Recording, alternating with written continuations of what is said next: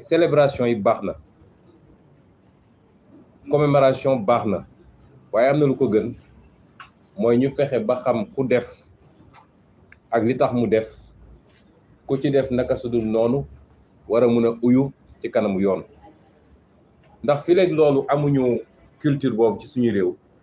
lu ni mel du fi jóge bis bu ne nga dégg ab gaal gu suux amoon na daawaati jéeg fële ci Toubacouta Bettenty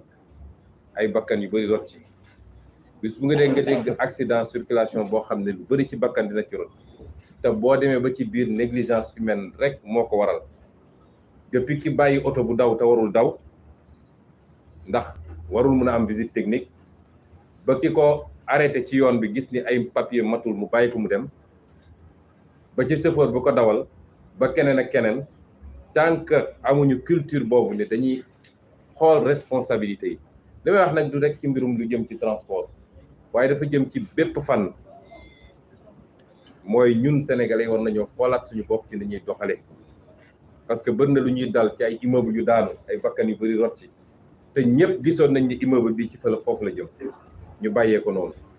moo tax commémoration bi nu mu baax am na lu ko gën mooy nañu fexe ba xam ku def chaîne bi yëpp nag daa di leen jaarale fi ñu leen war a jaarale kon ñi ci seen bakkan rot te de nañu ci àdduna Cheikh Tidiane Dioum fàttali na ko musul am accident bu toll noonu ci dégâts humains yal na leen yàlla yërëm te jéggal leen yal na yàlla xaare leen àjjana donte sax jàpp nañ ni li ñu jàng ci diine mooy yenn xeetu faatu yi ku ko faatu dañoo jàpp ni shahid nga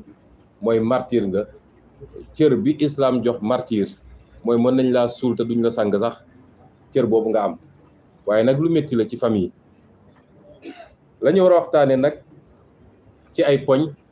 dinaa ko doore ci assemblée nationale defe naa ñi ci war a waxoon nañ ci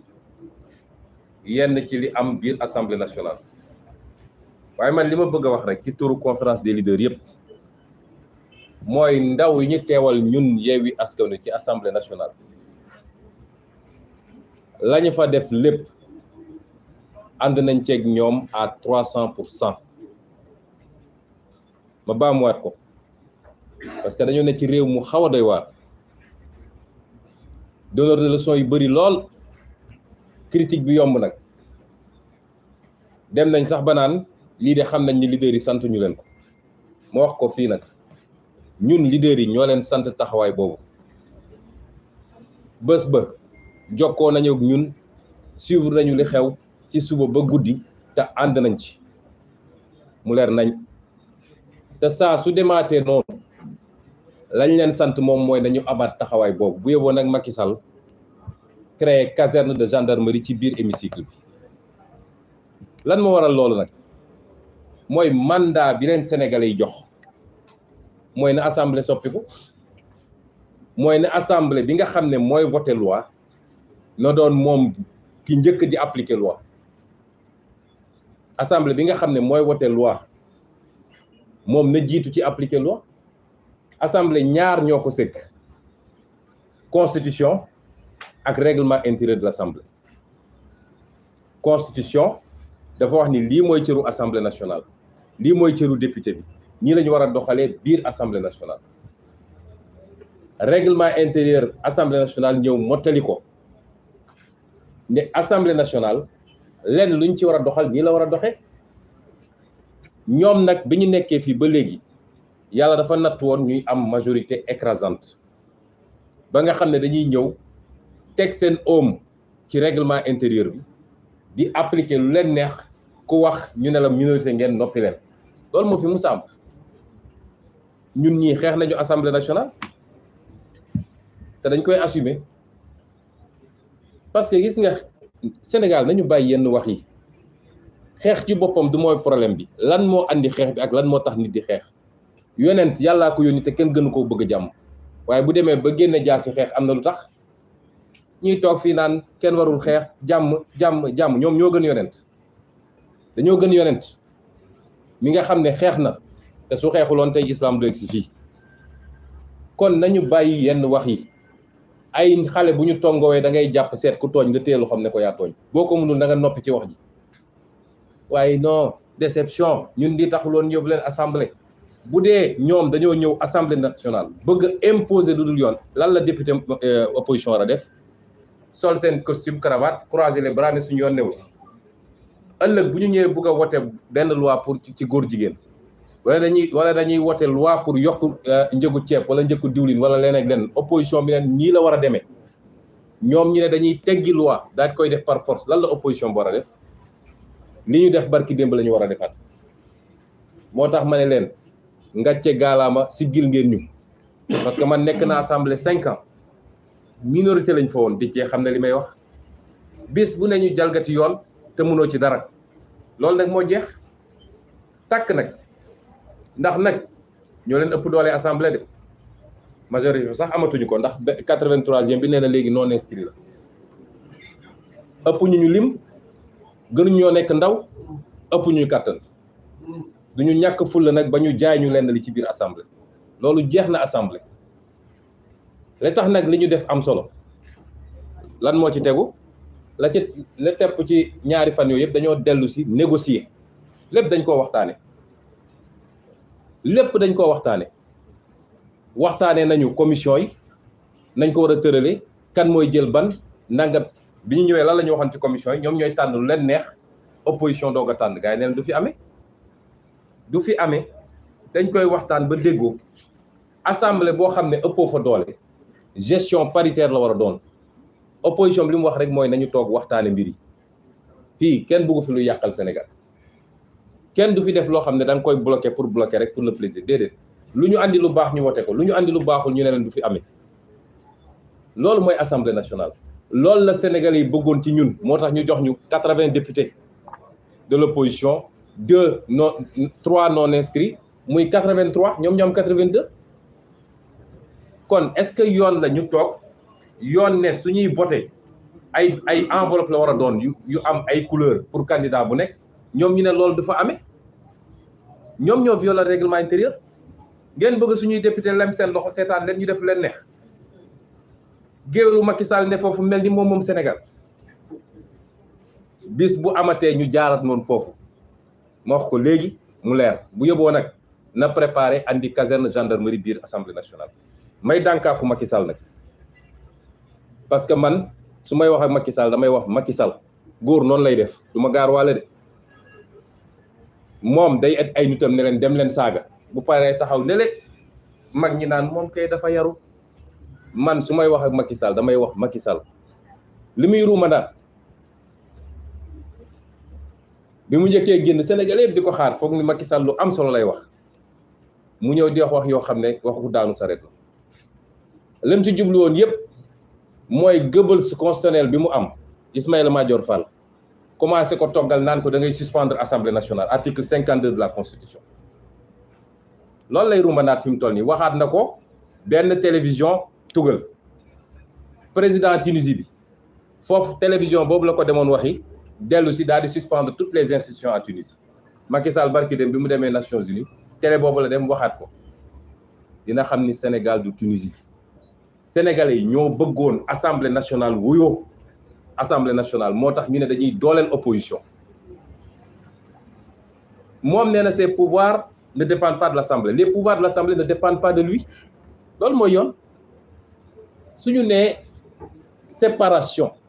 et équilibre des pouvoirs mooy moom ci boppam ay pouvoir assemblée dépendrul ci moom waroon na am kersa di wax ci assemblée parce que mi ngi violer séparation des pouvoirs mais comme c'est un homme volontairement violent dans tout ce qu'il fait moom jàpp na ni Sénégal da koo donn ci ay waajuram xam na ñun ñii ñëpp ay assujettis lañ moo tax mu jàpp ni moom mën na suspendre assemblée nationale bi daa di am tous les pouvoirs di gouverner par ordonnance loolu la gëm Macky Sall Ismaïla Madior Fall même mu teg fee nga xam ne musiba bu mu dugg nag moo ko fay dugal loolu la ko gëmloo fi mu toll nii waaye ba ñu yegg ca waaye teel nañ ko dànqaafu te wax nañoo ak Sénégalais yi moom mënul fecci li Sénégalais yi fas Sénégalais yi ñoo bëggoon assemblée mel nii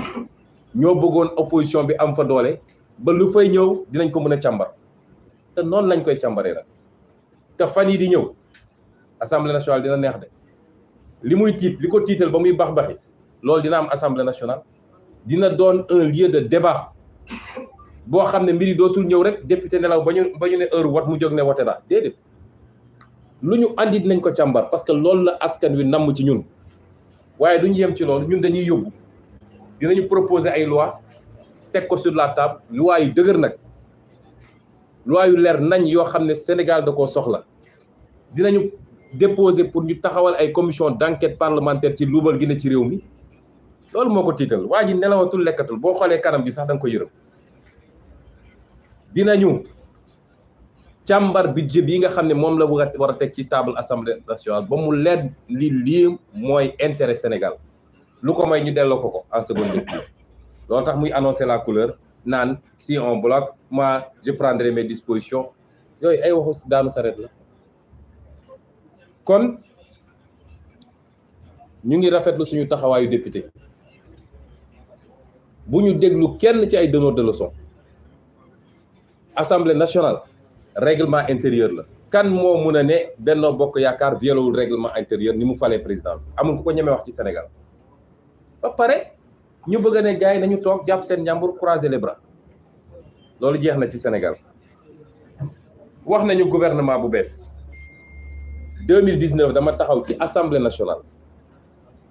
vidéo yaa ngi fii xale yaa ngi koy génnewaat ba léegi ma ne Sénégal yi njumte am na de ndax jox Macky Sall deuxième mandat musiba la ci Sénégal ma ne woon Sénégal yi nag juróom at yi di ñëw di ngeen souffrir du yéene de yàlla xam na ni yéenewu ma loolu Sénégal yërmande rek la ñu fasal Sénégal ci suñu xol bi mais xam réalité bi moo taxoon ma ne Sénégal yi di ngeen souffrir waaw moom def na ñeenti at ak lu ko tegu est-ce que am na Sénégalais bu mën a weddi ni Sénégalais yaa ngi souffrir fi mu toll nii ana mbënd bi ana njëgu dund gi ana njëgu loyer bi ana liggéeyu ndaw ñi ana paj mi ana njàng mi lan moo dox ci Sénégal nañ ma wax benn secteur boo xam ne mi ngi dox Sénégal kan moo ma ko mën a génneel amut dara doxul kon su ma taxawaatee fii ñu ne waa ji at ak genn wàll ko dese may leen at ak genn wàll googu Sénégal dinañu souffrir encore ngeen war ma gëm parce que dama ko teg fu leer nee na gouvernement la teg gouvernement de combat moom dafa yéex a yeewu combat bi commencé na bu yàgg moom daan nañ ko ba sëlëm ko muy doog a yeewu naan gouvernement de combat bi doorul tey combat bi dafa door bi mu commencé ay tappale mois de mars ñu duma ko sur le terrain mu ñëwaat élection locale li génn ci urne yi ñu duma ko luy ville bu mag mu ñàkk ko ñëw élection législative ñu duma ko bu gën a métti te bu ñu demee 2024 ñu faxas ko mu dem muy doog a yeewu naan gouvernement de combat moom kay moo yee tuddee boppam le lion qui dort et qui ne se réveille jamais waaye gouvernement de combat par rapport à quoi et par rapport à qui est-ce que combat bi pour régler problème sénégalais yi la déedéet dama ne xool leen gouvernement bi kan moo ko jiite Amadou Ba yor na ministère de l'économie et des finances pendant 7 ans tey économie Sénégal xalangu na ba ci suuf ana entreprise bu dox ana secteur économique bu dox exonération fiscale yu ñu jox entreprise étrangère yi te du yoon wax naa ko assemblée nationale xaalis réew mi ñu sàcc suuf si ñuy dagg aéroport ak feneen lépp sous le magistère de Amadou Ba la ku télé pendant 7 ans mënoo taxawal économie ñu ne la 1 an et demi jox nañ la premier ministre tey problème Sénégal jeex Sénégal nag boo fi amee say milliards yaa xam foo ko jëlee ndax man de inspecteur des impôts la aw may millions waaye boo fi amee say milliards 2014 déjà nee woon nañu 800 millions la def ci image am budget image léegi nag xam naa ay milliards lay doon boo fi amee say milliards lu ñu bindal la ko l'homme de la situation nangam mu mel ni waa ji barki démb rek nekkul woon ministre de l'économie et des finances te dara doxul ci réew mi moo wax ko Sénégalais yi man yéen laay waxal Sénégalais yi lu toll ni tarfata ay du changé waaye day gën a garaaw xam ngeen ndax lan Macky Sall dafa lajji depuis le début xam nga fu mu juumee musul xam lan mooy priorité Sénégal lu neex tubaab yi la doon xool moo tax tubaab yi ne ko defal ay infrastructure parce que suñuy entreprise soo defee infrastructure ci la ñuy mën a am marché sa dëkk tabaxal ay stade tabaxal ay arène tabaxal ay autoroute loolu lépp baax na de waaye lan mooy priorité Sénégal ak lan lañ ci def ana mbayu Sénégal mbay dañu ne woon 2017 la ñuy am autosuffisance en riz tey la ñu doon importer ci ceeb lu ko raw la ñuy importer ana mbayu Sénégal mbay réew mu mënul téye mbayam réew moom mënul fexe ba développé waaye bu àdduna bi tisoolee yow nga soj parce que tey suy dem ba Ukraine di yelwaan ay blé fa suñu suuf sii nga xam ne yàlla jox nañu ko kenn xamul nu mu toll lan lañ ci def ba tey suñu mbay mënul dundal Sénégal ana industrie Sénégal zéro tissu industriel réew mu amul industrie pour transformer li ngay bay mënoo développer mënoo créer emploi mënoo am résilience mooy su amee problème ci àdduna bi nga mën koo dëkku ana loolu yooyu mooy priorité Sénégal ana napp gi jaay na géej gi yëpp ana càmm gi zéro nga foog ne di nga développer réew ci anam boobu ñu naan sa andi nañu premier ministre dàq nañ premier ministre sénégalais ku gëm ni loolu mooy soppi mooy tax ndaw ñi am liggéey moo tax paj mi baax moo tax économie bi développé ndax nga sa bopp dara du dox ñeneen ñi ci nekk ministre yëpp nekkuñu foon ministre suñu scandale pétrole ci ministre yooyu la jaar suñu scandale Prodac ci ministre yooyu la jaar suñu scandale bi ñuy bëgg a jaay suufu Batrin beeg ñoom seen ci ministre yooyu la jaar suñ ci taxul woon tapé sur la table tey jaay nañ ko ñi am seetlu yëpp gis nañ ni dénominateur commun bi ñu am mooy kan moo dàq saaga Ousmane Sonko ci ñoom léegi ku bëgg a doon ministre wala nga am ay milliards saagal Ousmane Sonko Macky Sall fi mu yóbbu Sénégal fi mu wàcce Sénégal dafa sax indécent ci Macky Sall rek la Sénégal eggee fii waxu waaso waxu xeet waxu région saaga suba ak ngoon suñu waxee ñu ne xale yi saaga ci Facebook bi déedéet xale yi dañuy développer ay anticorps par rapport ak ay mag yu leen di saaga tous les jours man de kenn musuma dégg ma saaga kenn gisuma gis gi ma ànd ak saagakat Macky Sall ngay gis ku saaga su ba ngoon jot mu woo ko pale jox ko xaalis photo ak moom jabaram toog ñu photo foog nga ni Senghor dina doon wàcce république à ce niveau foog nga ni Abdou Diouf dina doon wàcce république à ce niveau foog nga ni Abdoulaye dina doon wàcce république à ce niveau tey saagakat yi ñooy doxantu biir pale nit ñi suñu bëggee wax nañu wax loolu moo gën waaye suñu jógee waaw goney Pastef fi nangam goney Pastef fi anticorps la mooy yaram bu ko feebar duggee dafa am loo xam da koy développer ci biiram pour mën a xeex feebar boobu waaye goney Pastef fi jóguñu saaga kenn goney opposition jóguñu saaga kenn dañuy tontu ñi nga xam ne ci loolu la ñu dëkk suba ngoon moo tax bu dee politique tam waaye ñoom addition de zéro la ñi ñu jël ñëpp ne dañ leen def ministre c'est pas eux qui vont faire des combats politiques kan moo ci gagné fi mu dëkk ci ñaari élections yi passé ñoom ñëpp dañ leen duma ay liste remplaçant ñoo leen di duma ban poids politique la ñu am nañ ma wax jël leen kenn ministre yi ak premier ministre ak yëpp dóor nañ leen élection locale duma leen élection législative kon du ci administrativement du ci politiquement du fenn foo mën a nattee du ci prise en charge des préoccupations des Sénégalais du fenn foo mën a nattee ne ñi gouvernement de combat la mu des nag kon ban combat ak opposition c'est pas un escadron de bras cassés et de canards boiteux qui va combattre l'opposition kenn ci ñoom gañewu ci bureau de vote du ñoo ñuy combattre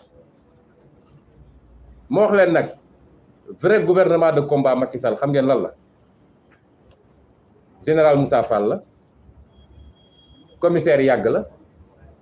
une partie de la justice la et une partie de la presse la lii mooy gouvernement de combat Macky Sall du lële général Moussa Fall ak Yàgg gëmloo ko ni jënd na lu doy ci ngànnaay ci grenade lacrymogène ak leneen ba ku yëngatuñu duma la moo tax lu xew ci réew mi ñu génne char de combat fu ne pour dox ci xelu set xale yi ba dootuñu ñeme mais dañoo xamul lu xew laajal Ben Ali laajal Moubarak laajal président Soudan gis nga un peuple qui dit non gisuma gendarmerie wala police bu koy téye yooyu ay waxu caaxaan la ñaareel bi mooy une partie de la justice sénégalaise est-ce que tey xoolal classe politique bi suñu lay dem élection 2024 nee nañu Khalifa Sall du doon candidat nee nañ Karim Wade du doon candidat léegi ñu ngi rumadaat naan Barthélémy Dias du doon candidat Déthié mi am na benn sursis man moom ma teel leen ko wax gannaaw yàlla amul luy dund lu ma mën a tere ne candidat loolu moom du lu ñuy wax waaye lépp fan la jaar mu ngi jaar ci justice ci ay tappale yu kenn xamul soo joxee union magistrat jóg mbel ñun kenn mënuñoo xokkatal kenn mënuñoo intimider gis nga réew mi lu fi jar a wax yëpp dinañ ko wax parce que dans une démocratie tout se discute amul sens interdit bu justice defee lu dul yoon ñu wax ko tey la justice est le premier bras de Macky Sall moom mooy instrument pour la liquidation politique des adversaires de Macky Sall justice waaye nag lu ëpp tuuru de nañu tey parce que ñun ñëpp sénégalais lañu te kenn ëppalewul kenn ci dëkk bi la presse maa ngi félicité Barthélémy Dias li mu wax keroog dëgg la une bonne partie de la presse bokk problème la ci Sénégal barki yàlla booy xool presse Sénégal nga xool presse Mali wala presse Burkina da ngay rus c'est devenu un problème la ko andi nag yéen journalistes yi taxul yéen ñu wax de yéen moom ñoo bokk coono ñooy naanandoo suñu lacrymogène bu ñuy tourné ñooy fanaanandoo ci àll bi seen patron yi dem mbëkk fële ñu jox leen ay milliards te duñ leen ci jox ñoom la ñuy waxal ay dóorkat ay mbëkkkat nguur gu ñëw ñu ndaxanteeg moom laxas si moom ñooñu ñoo tax ñuy wax dafa am jamono nit ñi dañoo gëmoon ni le quatrième pouvoir c'est la presse dañ ko daan dégg même dans les livres de droit constitutionnel dañ ko doon wax moo tax ñëpp dawoon dem uti organe de presse ne su ma ko amee am naa moyen de pression am na waykat bu ne woon nu mu ko tuddee ouragan ëppal asamaan jant leer ma jànnoog satellite woon ma feneen dinaa liggéey ba am lu ma jëndee satellite nangam boobu gént gu yàgg la woon su ma juumul kàddu yi noonu la ñu jàpp ni ku am sa groupe de presse soxlawoo parti politique te yaay ëpp doole parti politique yi soxlawoo nekk président de la république te yaay ëpp doole président de la république bu ko defee mu doon moyen de pression et de chantage sur les gens et ça marche avec les petits présidents yu amul benn personnalité xaalis bu ne nga joxe ko naan nañu bind lu baax ci man ak nañu bind lu bon ci ñële mais loolu dafa jeex tàkk la jeex dañoo nekk jamono joo xam ne presse sax léegi mu dépassé parce que yéen ñi ñëpp journalistes yi wóor na ma ku nekk am nga sa benn blog sa benn page Facebook booy def sa benn site internet ku yaakaar ni yor nga groupe de presse loo neex nga wax ci nit ñi te li gën a garaaw mooy kenn du la tudd yow mun nga taxaw wax loo neex ci nit ñi ku la tudd nga mel ni mbott bu wan caméra loolu au nom de quoi au nom de quoi invité nit ci plateau mel ni ku lu ne nga yàq ko mu dóor la benn ngay bëgg a xeetaraay au nom de quoi cette dictature ne marchera pas en tout cas moi ça ne marchera pas avec moi je respecte chacun et j'exige le même respect de chacun lan la ñu fi bindalul ci ay ngeen baal ma ci wax ji may ay fenu nen l'observateur en pleine campagne Sonko a reçu 195 millions de Tullow Oil est-ce que am na lu gën a garaaw loolu kan moo ci wax ngeen foog ne loolu dina continuer noonu dans ce pays parce que yor naa sama organe de presse rek lu ma neex ma bind ci nit doo xool ni père de famille la doo xool ni dafa am njaboot ci politique ay milliers de personnes topp ko bañuñu ku def nga am preuve ni def na nga wax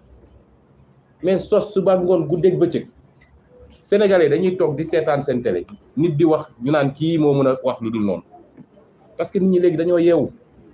moo tax li Barthélémy def ànd naa ci man réew mi il va falloir crever l'abcès te am na loo xam ne dootuñu ko nangu lii nag mooy gouvernement de combat Macky Sall gouvernement combat Macky Sall c'est pas ces canards boiteux là de ñii politiquement ku ci dem terrain bi ne damay quartier laa bëgg soo demee ñu duma la kan moo ci gagné wax leen ma am na ñu demoon élection locale fii Dakar defe naa est-ce que am nañu sax 5000 voix am na ñu demoon yeneen dëkk yi fu nekk fan la ñu gagné bañ naan ñii mën nañu def un gouvernement de combat contre qui donc ñu feddali ni lii lépp ànd nañ ci la ca des nag wax na kaaw Barthélémy Dias man askan wi laay waxal askan wi moo war a protéger les mandats qu'il donne puisque institution yi mënatuñ koo def Assemblée nationale li mu fi nekkee depuis des années gis nañ ko man bi ñuy lever sama immunité parlementaire ñëpp xam nañ ni jaarul yoon ñëpp xam nañ ko un député qui est en session loi li mu wax dafa leer mënatuñ ko poursuivre lu dul Assemblée nationale lever na immunité li xew ni acte de poursuite la parce que poursuite yi mi ngi commencer avec réquisitoire procureur mi ngi jeex quand le jugement sera définitif loolu mooy poursuite donc en appel acte de poursuite la preuve le procureur est venu defaat réquisition daal di demander 5 ans loolu du acte de poursuite